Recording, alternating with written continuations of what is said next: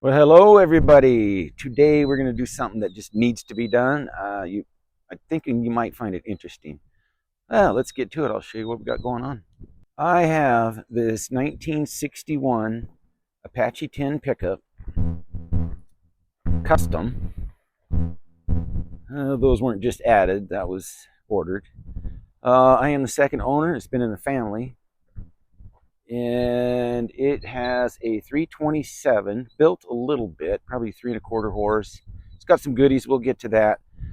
It is in pretty sorry shape. I have to keep that motor alive because it's a very good motor, but the mice, the weather, and the rust. It grew up on the coast of Washington.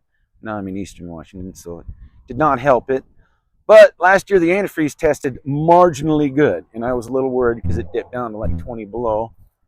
So today we got to drain the whole system and replace it and then get it running after 3 years. I have not started this. I'm going to put a little fresh gas in it. I'm going to borrow a good battery out of that Dodge pickup, and we're going to see if it'll start. Okay.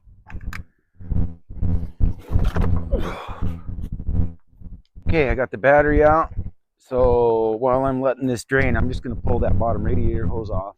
Just get the block and the radiator as empty as I can.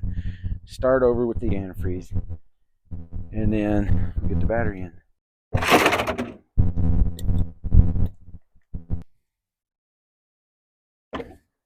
Oh, it's already leaking. Get this crap all over me. Whatever. Oh, that is on there. Well, I'm struggling getting that hose off, but I got a screwdriver wedged in it, and I'm just going to let it drain just like that. Now I'll pop that hood and open that cap up and start getting the battery going. So here it is, the old 327. So this truck came originally ordered with the 283 was the only option at the time for the V8. And then my stepdad, who bought this, decided in 1970 that was not enough power, so he ordered a crate motor out of Flint, Michigan, put it in, and then I think the story was he had a wrecked Corvette that he knew of, and he took the factory GM aluminum manifold, intake manifold, put that on there, and that Corvette had the GM 202. They call them the old camel hump heads. Can't probably see it very good, but those are GM 202 fuelies. Got one ram horn manifold on the one side, but then in order to convert it from the magneto system, he's got the bottom dump standard exhaust manifold on this side, so because they had an alternator bracket mount. So okay, let's go. What else? Edelbrock 750 carb. I put that on there, and then it does not have an electronic ignition, but it's got the electronic points, a little laser beam thing or whatever, which they worked very well. And we'll see if it works very well again, because it has been years since it's been fired up. But I just don't want that block cracking. Hang on.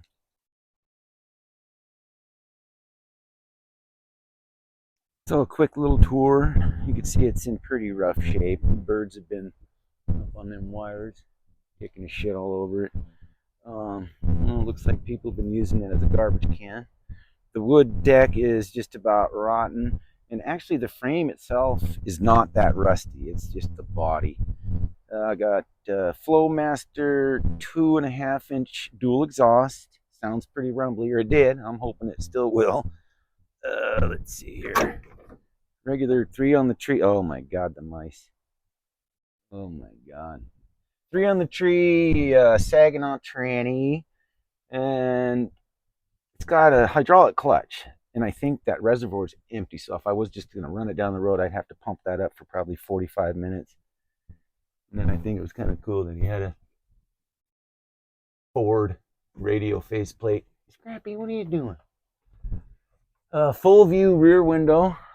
That's pretty rare. I've only seen a couple of these floating around in the 25 years that I've had this. It's not very common. What else? I think that's it for now. A little walk around.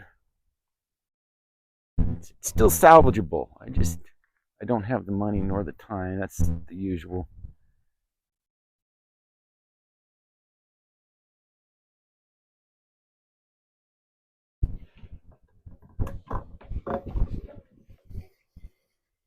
A little bit of fresh gas.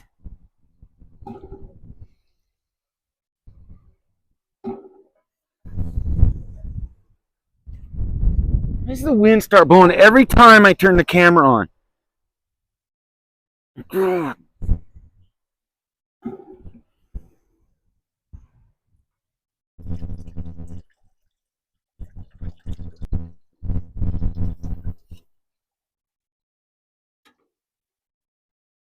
Well, it doesn't look brand new, but it's right up perfect. That's good. And this thing only has it probably has 90,000. When I first got it, I burnt a valve right away. So while he had that top end opened up, I just had him rebuild the whole motor. I think it's board 30 over. Okay, she's done draining. I try to keep Scrappy from drinking all that up. It's not really good for them. Get out of there, Scrap. No. Ugh.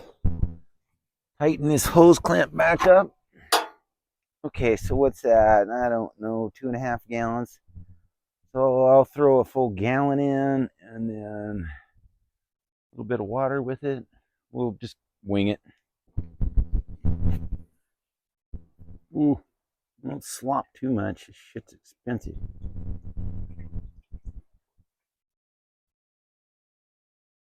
And hopefully it's not going to piss out that hose that I just tightened.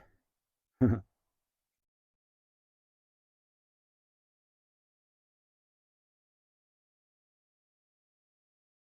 I will check quick because it should be at that level now. I see no drippy drippy. We'll keep going. Okay, there was 1 gallon of antifreeze. Now I got a gallon of water in the jug.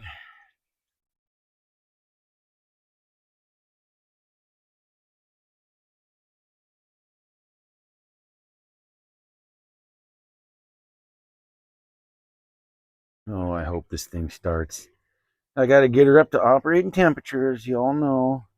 Get that thermostat to open and get everything a good, fresh coolant change here. So, okay, I'll put a little more antifreeze.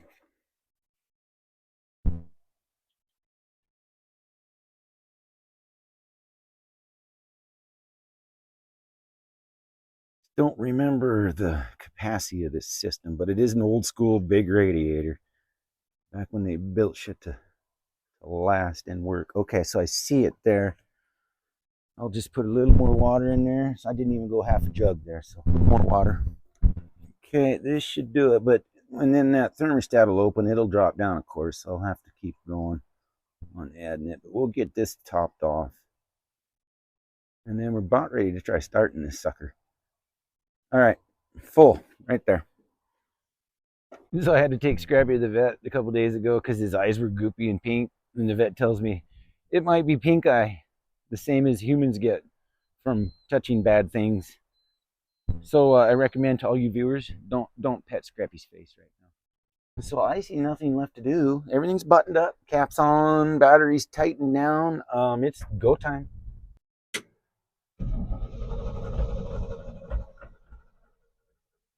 Come on, baby. She's cranking good. Some fuel loaded up in there. Oh, no way. Well, I'll be darned. That's not sure if all 8 are firing yet.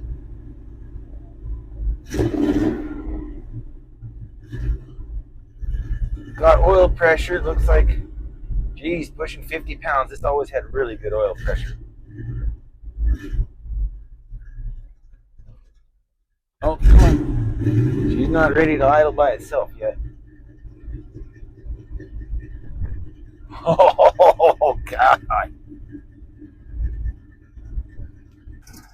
I hear a little exhaust leak that I think has been doing that.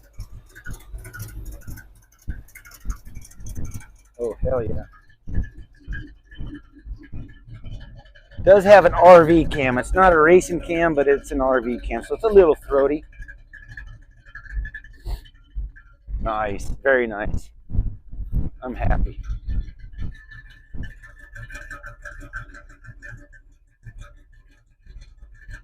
All right, we'll let her warm up for a while. I got a working temp gauge, so we'll know, and I think it's a 195 thermostat, if I remember, 190 or 195, so we'll make sure it circulates good through there and recheck it and fill it, top it off.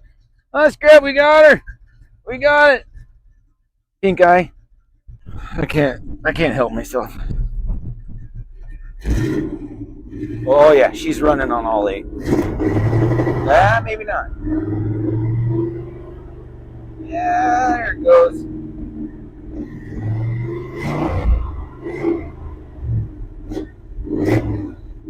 That's the old 327. Oh gosh.